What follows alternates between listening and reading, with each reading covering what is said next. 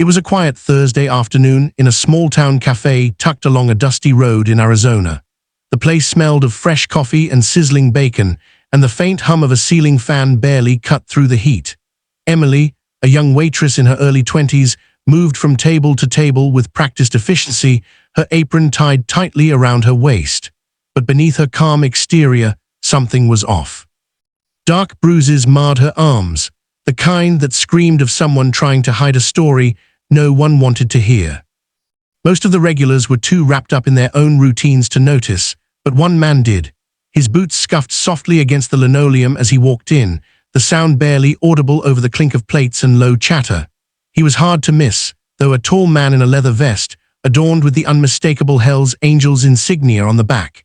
His hair was pulled back into a neat ponytail, and his eyes, sharp and observant, scanned the room like a hawk.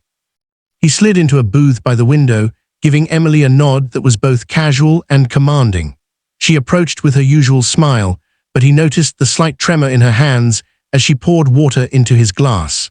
Something about the way she flinched when a young couple laughed a little too loudly, or how she carefully adjusted the sleeves of her shirt to cover the marks, tugged at something deep inside him. "Everything okay?" he asked, his voice low but firm. It wasn't just a question, it carried the weight of authority, a presence that demanded honesty. Emily froze for a moment, unsure how to respond. She had mastered the art of nodding and smiling, of brushing off concern, but there was something in his gaze that made the walls she had built feel fragile, ready to crumble. I'm fine," she murmured, barely above a whisper.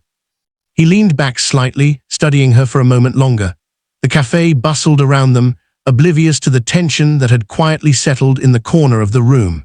He noticed the way she avoided direct eye contact, how she kept her hands pressed tightly against her chest, almost as if shielding herself from the world.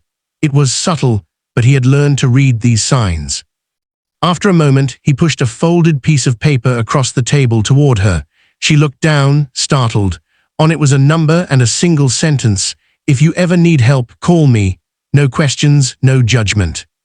Her heart raced, a mixture of fear and hope colliding in a way she hadn't felt in years.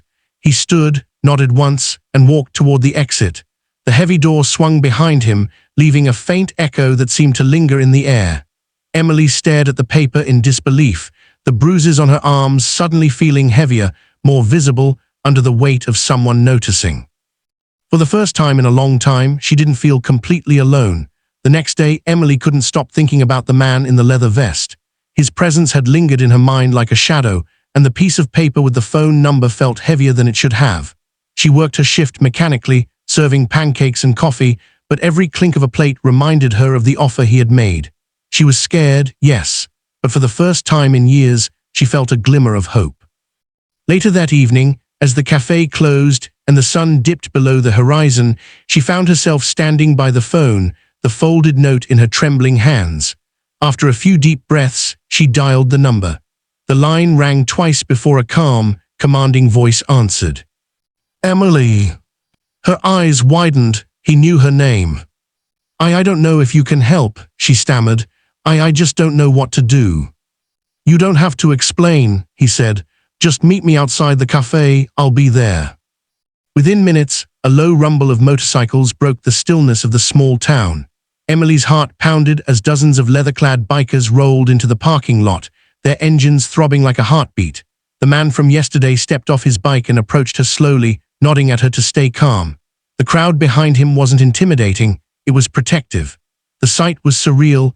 Emily had grown up hearing stories about Hell's Angels, but this was nothing like the fear she had imagined.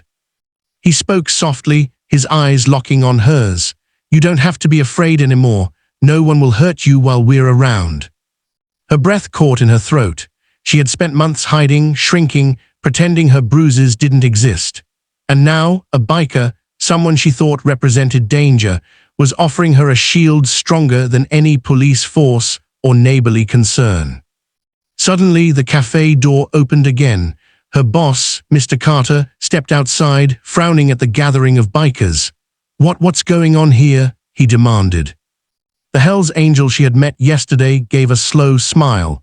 "We're making sure she's safe, and trust me, no one's messing with her again." Word spread quickly through the small town that night. By morning, the story was everywhere. The local waitress who had been hiding abuse was now under the unexpected protection of the Hell's Angels. People whispered, stared, and some even shook their heads in disbelief, but Emily didn't care. For the first time in years, she felt a sense of safety she didn't think was possible. The man handed her a helmet as he mounted his bike. "You don't owe me anything," he said. "Just remember that people notice, and some of us, we act when others won't." Emily nodded, tears streaming down her face. She watched as the group of bikers roared down the road, leaving a cloud of dust behind them. The town was still, almost in shock, but Emily's heart was lighter than it had been in a long time. She had been seen, she had been heard, and most importantly, she had been given a second chance. No one expected a Hell's Angel to become a guardian, but sometimes the most unlikely heroes are the ones who leave the deepest mark.